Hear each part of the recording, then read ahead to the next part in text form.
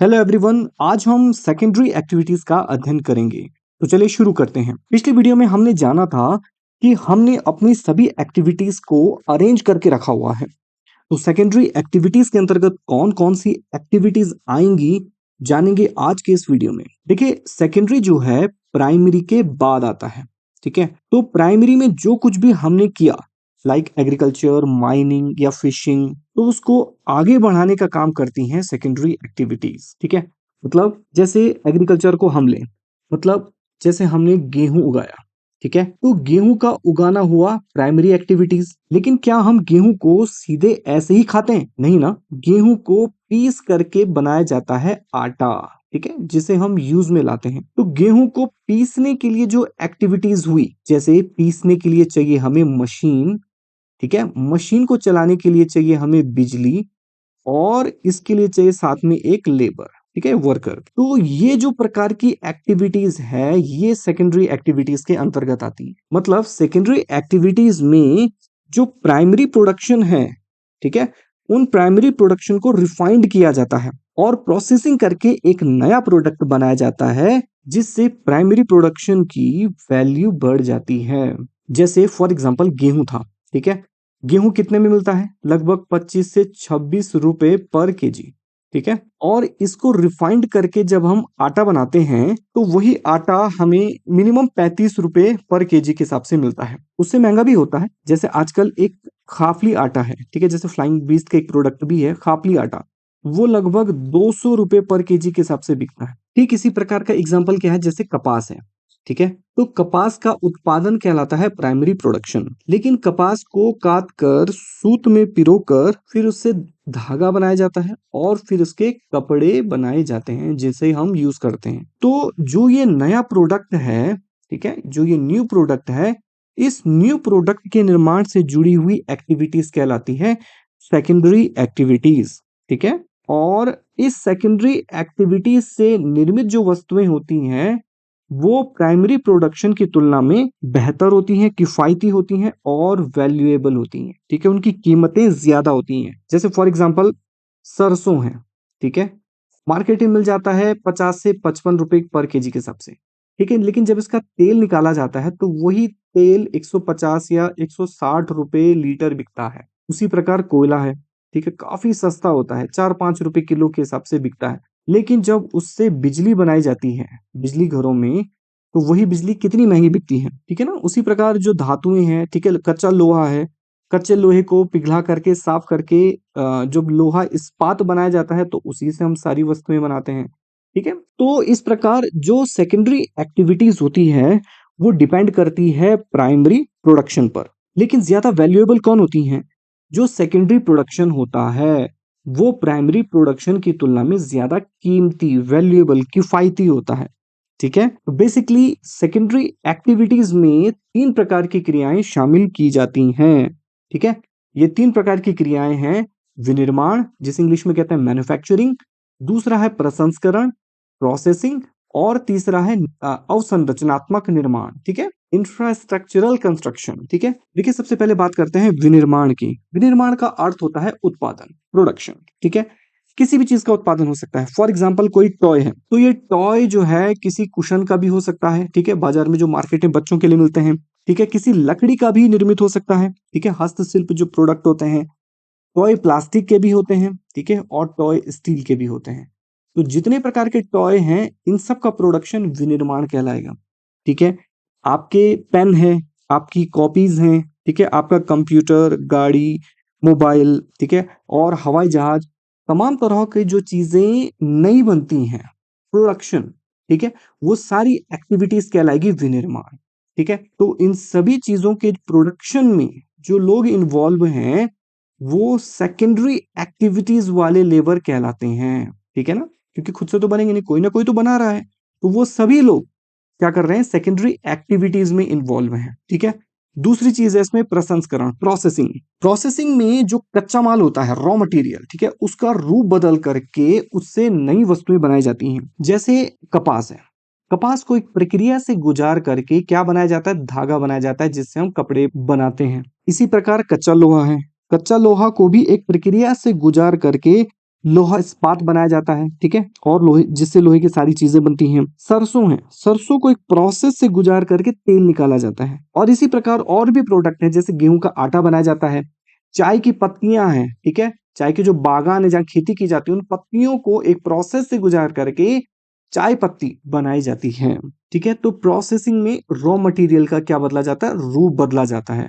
और इस प्रोसेसिंग में भी किसका यूज होता है, मशीनों का यूज होता है, लेबर का यूज होता है, ठीक है ना, साथ में बिजली और ये सब चीजों का यूज होता है। तो जो लोग इन कच्चे माल की प्रोसेसिंग में भी लगे रहते हैं, वो सेकेंडरी एक्टिविटीज के लेबर कहलाते हैं, ठीक है। तीसरा इसमें कंस्ट्रक्शन इंफ्रास्ट्रक्चर, ठीक है। देखो, इंफ्रास्ट्रक्चर का मतलब होता है जैसे फॉर एग्जांपल रोड कंस्ट्रक्शन, ठीक है। तो किसी भी देश के लिए यातायात के लिए सड़कों का होना कितना अनिवार्य है, आप समझ सकते हैं। तो रोड बनाने वाले जो मजदूर होते हैं, वो मजदूर सेकेंडरी एक्टिविटीज वाले लेबर कहलाते हैं, ठीक है। इसी प्रकार जो ब्रिज कंस्ट्रक्शन करते हैं, पुलों का निर्माण करते हैं, जो बिल्डिंग कंस्ट्रक्शन करते हैं, हमारे यहाँ जो मिस्त्री होते हैं, जो लेबर उसमें काम करती हैं, वो सारे सेकेंडरी एक्टिविटीज लेबर होते हैं। जो रेलवे लाइन बिछाते हैं, ठीक है, जो पोर्ट्स बंदरगाहों का निर्माण करते हैं, जो एयरपोर्ट्स का निर्माण करते हैं, ये सारे लेबर क्या कहलाते हैं, सेकेंडरी एक्टिविटीज वाले लेबर कहलाते हैं, ठीक है। तो सेकेंडरी एक्टिविटीज के अंतर्गत बेसिकली इन तीन प्रकार की क्रियाओं को शामिल किया जाता है, ठीक है। और इन क्रियाओं में जो लोग काम करते हैं, उन्हें ब्लू कॉलर वर्कर्स के नाम से जाना जाता है, ठीक है। आपको ये ध्यान में रखना है, कई बार पूछा जाता है कि ब्लू कॉलर लेबर या ब्लू कॉलर वर्कर्स किन्हें कहा जाता है। तो जो लोग वित्तीय क्रियाओं में शामिल होते हैं, उन्हें ब्लू कॉलर वर्कर्स कहा जाता है, ठीक है। और बेसिकली सेकेंडरी एक्टिविटीज में इंडस्ट्रीज का बड़ा रोल होता है, क्योंकि मैन्युफैक्चरिंग हो या फिर प्रोसेसिंग का कोई काम हो या फिर कोई भी कंस्ट्रक्शन हो, इन सभी में इंडस्ट्री के द्वारा निर्मित मशीनें ही यूज होती हैं, ठीक है। जैसे टॉय है, ठीक है, वो चाहे प्लास्टिक का टॉय हो, ठीक है, या फिर वो कोई स्टील का टॉय है, ये मशीन के अंदर ही मोल्ड होंगे, ठीक है, मशीन के अंदर ही इनका निर्माण होगा, ठीक है। और ये मशीन जो है किसी न किसी इंडस्ट्री में बनेगी, ठीक है। इसी प्रकार पेन, कॉपी, कंप्यूटर, गाड़ी, मोबाइल, हवाई जहाज, इन सभी को बनाने के लिए क्या होती हैं, मशीनें यूज होती हैं। और इन मशीनों का निर्माण कहाँ होता है, इंडस्ट्रीज में होता है, ठीक है ना। तो इन मशीनों को बनाने के लिए जो इंडस्ट्रीज होती है, वहां लेबर काम करते हैं। इन मशीनों के द्वारा जो ये वस्तुएं बनाई जाती हैं, यहाँ पर लेबर का काम होता है। तो देखा जाए सेकेंडरी एक्टिविटीज में बेसिकली इंडस्ट्रीज प्रमुख होती हैं, प्रमुख रोल प्ले करती हैं। ओवरऑल सेकेंडरी एक्टिविटीज में जुड़े जो लोग हैं, वो उद्योगों में कार्यरत होते हैं, ठीक है। तो यहाँ पर उद्योगों को क्लासिफाइड किया गया है कि किस किस प्रकार के उद्योग होते हैं। बेसिकली ये चार प्रकार की इनकी कैटेगरी बनाई गई है, ठीक है। आकार के आधार पर, कच्चे माल के आधार पर, उत्पादन के आधार पर और स्वामित्व के आधार पर। तो चलिए एक एक करके इसको समझते हैं। आकार के आधार पर ये तीन प्रकार की होती हैं, ठीक है। कुटीर या घरेलू उद्योग, लघु पैमाने के उद्योग या फिर बड़े पैमाने के उद्योग। अब कुटीर या घरेलू उद्योग मतलब जो घर पर बनाए जाते हैं, ठीक है। तो घर पर हम क्या क्या बना सकते हैं, फॉर एग्जाम्पल हम अचार बना सकते हैं, हम जूस निकाल सकते हैं, हम जैम, मुरब्बा, ये कुछ बना सकते हैं, ठीक है। तो ये सारा जो फूड है वो किस प्रकार का कहलाता है, प्रोसेस्ड फूड कहलाता है, ठीक है। प्रोसेसिंग जो होती है ना, कपास से जैसे सूत बनता है, गेहूं से आटा बनता है, तो ये सब चीजें इसके अंतर्गत आ सकती हैं। इसके अलावा जो कपड़े, ट्रेडिशनल कपड़े बनते हैं, ट्रेडिशनल चटाइयाँ बनती हैं, दन वगैरह बनते हैं, ठीक है ना, टोकरी का जो निर्माण होता है, ये सारी की सारी चीजें जो घर पर रह करके हम बना सकते हैं। हम पापड़ बना सकते हैं, ये भी प्रोसेस्ड फूड के अंतर्गत आता है। चावल को पीस करके बनाया जाएगा, ठीक है, दालों को पीस करके बनाया जाएगा। तो जितना प्रोसेस्ड फूड है जो घर पर निर्मित होता है, वो कुटीर उद्योग या घरेलू उद्योग कहलाता है, ठीक है। ये एक पहली कैटेगरी होगी आकार के आधार पर, सबसे छोटा जो आकार होगा। दूसरा है लघु पैमाने का उद्योग। देखिए, इसमें जो उत्पादन की तकनीक है, ठीक है, उत्पादन की तकनीक और निर्माण स्थल, ये दोनों ही कंडीशन घरेलू उद्योग से थोड़ा हटकर होती हैं, ठीक है। लघु पैमाना का उद्योग नाम से स्पष्ट है, घरेलू की तुलना में ये थोड़ा बड़ा आकार का है, ठीक है। उत्पादन की तकनीक मतलब इसमें हमें उत्पादन ज्यादा चाहिए, ठीक है। उत्पादन ज्यादा चाहिए तो हमें क्या करना होगा, उत्पादन की तकनीक, मशीनों को उसमें यूज करना होगा, मशीनों के द्वारा उत्पादन होगा, ठीक है। और निर्माण स्थल। और चूंकि जब मशीनें लग जाएंगी तो डेफिनेटली वो घर के बाहर हमें अपना प्लांट एस्टेब्लिश करना होगा। ठीक है, बनाया क्या जाएगा, ये सारी चीजें बड़े पैमाने पर बनाई जा सकती हैं। ठीक है, जैसे फॉर एग्जांपल अब कोई नमकीन बनाए, ठीक है, नमकीन घरेलू स्तर पर भी बनती है, वो घरेलू उद्योग हो गया। लेकिन नमकीन जो है बड़े स्तर पर भी बनती हैं। ठीक है, जैसे हल्दीराम, आप एक छोटा सा एग्जांपल ले लीजिए। हल्दीराम जो ब्रांड है वो बड़े स्तर पर नमकीन बनाता है। बना तो नमकीन रहा है ना, प्रोसेस्ड फूड है, लेकिन बड़े पैमाने पर बना रहा है, जिसमें उत्पादन की जो तकनीक है, मशीनों का जो यूज हुआ है, लेबर इसमें यूज हुआ है, ठीक है, इसका मार्केट बड़ा है, इसमें बिजली का यूज ज्यादा होता है, तो बड़े पैमाने पर है। ठीक है, बना वो सब चीजें यही रहे हैं जो कुटीर या घरेलू उद्योग में बनती हैं, इसी को आप लघु पैमाने पर यूज कर सकते हैं। ठीक है, और बड़े पैमाने के उद्योग, तो ये तो आप समझ गए होंगे कि अगर उत्पादन को बड़े स्तर पर ले जाना है, ठीक है, तो उसमें मशीन कैसी यूज होगी, लेबर कितने यूज होंगे, हमें अपना पूरा सेटअप कितना बड़े लेवल पे लगाना है, आप इसका अंदाजा लगा लीजिए। ठीक है, तो जैसे अभी एग्जांपल दिया नमकीन का, घरेलू स्तर पर भी बनती है और बहुत बड़े स्तर पर भी हम इसे बना सकते हैं। तो आकार के आधार पर इंडस्ट्रीज इन 3 कैटेगरीज में बढ़ जाती हैं। दूसरा है इसमें कच्चे माल के आधार पर। तो कच्चे माल के आधार पर देखिए हम कैसे बांट सकते हैं, जहां से हमें रॉ मटेरियल मिल रहा है बेसिकली। तो कृषि पर आधारित उद्योग, ठीक है, जैसे चीनी उद्योग, ठीक है, गन्ना इसके नजदीक चाहिए, ठीक है, वनस्पति तेल, ठीक है, जितना भी पाम ऑयल है वो सब चीजें इसके अंतर्गत बन जाती हैं। सूती वस्त्र, तो कपास इसके लिए प्रमुख रूप से चाहिए। चाय, ठीक है, कॉफी, इसमें सब चाय कॉफी इसी के अंतर्गत आ गया। रबड़ हो गया, ठीक है, या जितना भी जो जूस पदार्थ है, ठीक है, तो ये इन सब का जो रॉ मटेरियल है वो कहाँ से प्राप्त हो रहा है, कृषि से प्राप्त हो रहा है। उसी तरीके से दूसरा है खनिज आधारित उद्योग, मतलब इनका रॉ मटेरियल खनिज पदार्थ है। ठीक है, इस आधार पर ये 2 कैटेगरी हम इनकी बना सकते हैं, क्योंकि खनिज बेसिकली 2 भागों में हम बांट सकते हैं। एक हो गया धात्विक खनिज, जिसमें धातु की प्रधानता होती है, और दूसरा है अधात्विक खनिज, जिसमें धातु नहीं होती है। ठीक है, धात्विक में भी लौह और अलौह, ठीक है, 2 कैटेगरी हम बना सकते हैं, लौह और अलौह। ठीक है, तो लौह कैटेगरी में लोहा इस्पात उद्योग जो है वो लौह कैटेगरी का उद्योग है, जिसमें लोहा है। ठीक है, अलौह के अंतर्गत आ गया जैसे तांबे का उत्पादन करना हो, एल्यूमिनियम का उत्पादन करना हो, एल्यूमिनियम, ठीक है, या जितनी भी हम ज्वेलरीज बनाते हैं, रत्न आभूषण का निर्माण करते हैं, ये अलौह प्रकार के हैं, जिसमें लोहे की मात्रा नहीं है। दूसरा है अधात्विक खनिज, मतलब जैसे फॉर एग्जांपल सीमेंट हो गया, ठीक है, या चीनी मिट्टी के बर्तन हो गया, तो ये अधात्विक खनिज हो गया, चीनी मिट्टी के बर्तन।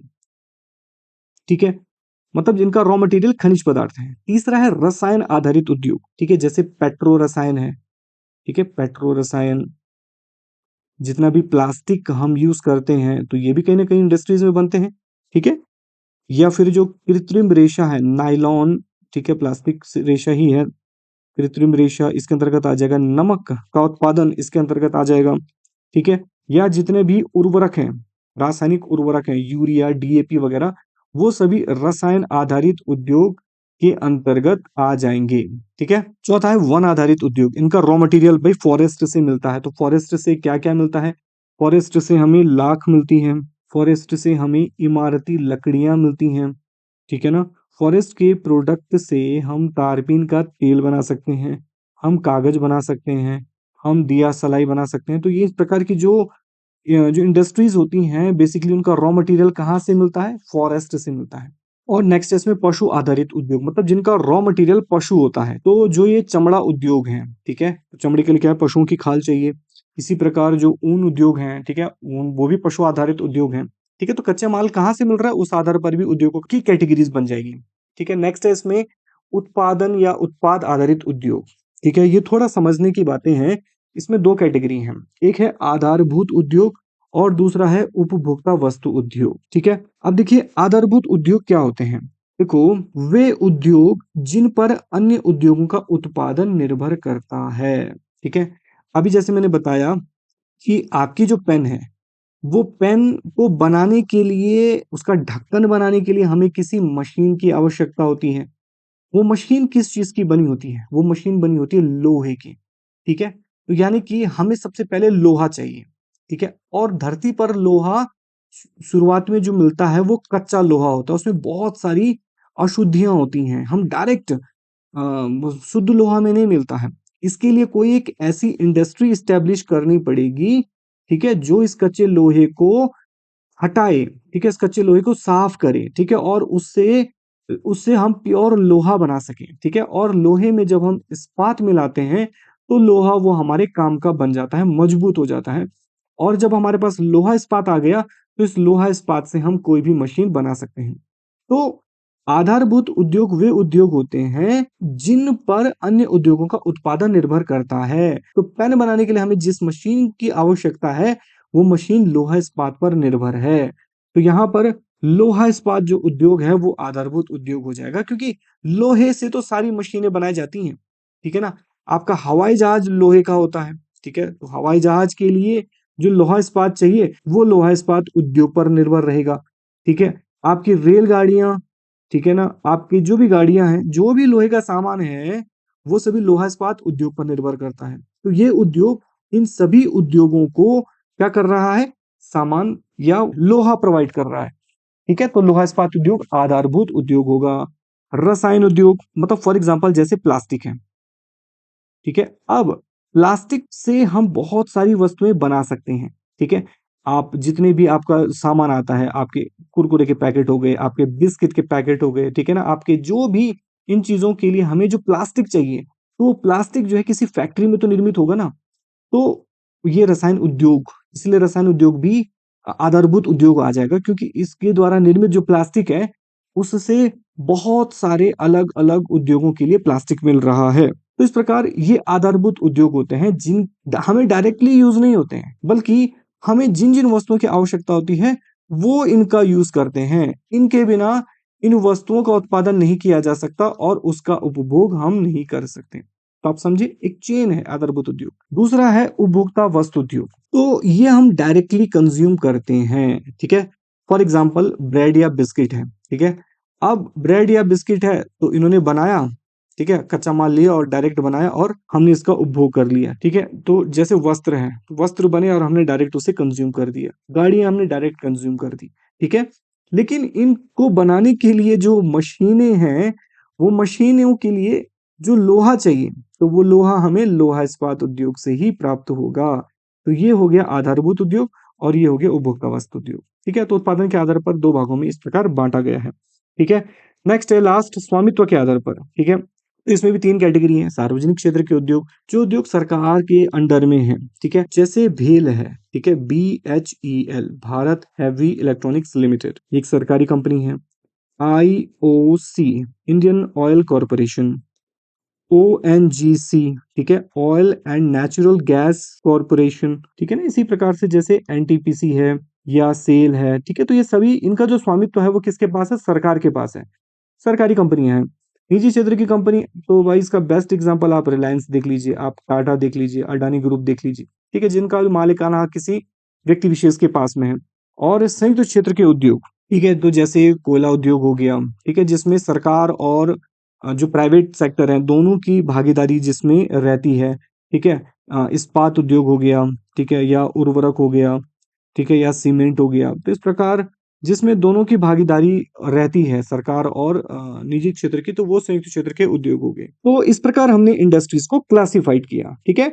अब हम जानेंगे कि इंडस्ट्रीज कहाँ कहाँ पर लग सकती है, क्योंकि हर जगह इंडस्ट्रीज नहीं लग सकती, ठीक है। कुछ खास फैक्टर्स होते हैं जो इंडस्ट्रीज को प्रभावित करते हैं, ठीक है। कौन कौन से फैक्टर्स हैं, जैसे पहला है बाजार तक अभिगम्यता, ठीक है। एक्सेसिबिलिटी होनी चाहिए हमारे पास मार्केट की, क्योंकि हम अपना प्रोडक्ट तो बना देंगे, ठीक है, लेकिन उसे कहीं ना कहीं तो बेचेंगे ना, बाजार मार्केट में ही तो हम उसे बेचेंगे। तो मार्केट तक जाने में जितनी सुविधा होगी उतनी क्या होगी, लागत कम होगी, ठीक है। लागत कम होगी तो वस्तुएं क्या होंगी, सस्ती होंगी और ज्यादा बिकेंगी, ठीक है। सिंपल सा रूल है। मार्केट तक पहुंचने में जितनी असुविधा होगी तो ये चीजें बढ़ने लगेगी, डेफिनेटली चीजें कम बिकेंगी, वस्तुएं महंगी हो जाएंगी, कम बिकेंगी। तो बाजार तक अभिगम्यता होनी चाहिए। इसीलिए जो जितने बड़े बड़े बाजार होते हैं उसके आसपास इंडस्ट्रीज डेवलप होने लगती हैं, ठीक है ना। अब दिल्ली, मुंबई, इन जगहों पर इंडस्ट्रीज बहुत ज्यादा मात्रा में है, क्योंकि बहुत उनको वस्तुओं को बेचने के लिए बड़ा बाजार वहां पर उपलब्ध है, ठीक है। दूसरा है कच्चे माल की प्राप्ति तक अभिगम्यता। डेफिनेटली जो रॉ मटेरियल है वो हमें आसानी से मिल जाना चाहिए। इसके साथ-साथ हमें कम दाम पर भी मिल जाना चाहिए, ठीक है? और इसके साथ-साथ उसकी दूरी भी ज़्यादा नहीं होनी चाहिए, ठीक है? ऐसा नहीं कि हम जो है रॉ मटेरियल विदेशों से मँगा रहे हैं, तो विदेशों से मँगाने पर जो है दाम बहुत बढ़ जाएँगे या जो जितना दूर होगा तो उसके दाम बहुत बढ़ जाएँगे, ठीक है? तो कच्चे माल की प्राप्ति भी इंडस्ट्री की लोकेलिटी को प्रभावित करती है। नेक्स्ट है इसमें श्रम आपूर्ति तक अभिगम्यता। डेफिनेटली भाई काम करने के लिए तो लेबर ही चाहिए। लेबर ज़्यादा मात्रा में होंगे, ठीक है? तो सस्ते मिल जाएँगे, सस्ते मिलेंगे तो वस्तुओं के दाम बहुत ही क्या होंगे? सस्ते होंगे, ठीक है? तो श्रम आपूर्ति आसानी से मिल जानी चाहिए। इसके अलावा शक्ति के साधनों तक अभिगम्यता। तो शक्ति के साधन मतलब जैसे फॉर एग्ज़ाम्पल कोयला है, ठीक है? खनिज तेल है, ठीक है? हमारा मतलब इंडस्ट्री किससे चलनी है? कोयले से चलनी है, बिजली से चलनी है, लेकिन बिजली भी आजकल क्या है मैक्सिमम हमारे देश में अभी भी कोयले से ही बनती है, ठीक है?